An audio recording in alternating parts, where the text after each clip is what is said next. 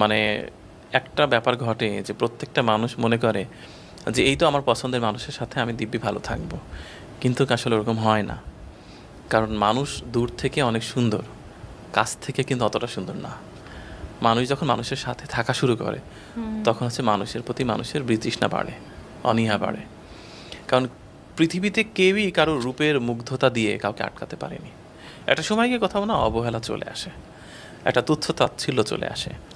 আবার ঠিক সেমনইভাবে মানুষ তার মেধা দিয়ে, তার যোগ্যতা দিয়ে আবার অপর প্রান্তের কোনো মানুষকেও সে আটকে রাখতে পারে না।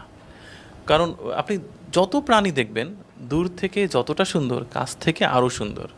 ধরুন আপনি পেখম মেলা ময়ূর দেখছেন, সেটি দূর থেকে যতটা সুন্দর, কাছে গিয়ে ময়ূরের ওই পাখায় হাত দিলে আপনি আরও বেশি পুলকিত হবেন, আনন্দিত হবেন। সব প্রাণীর বেলায় তাই।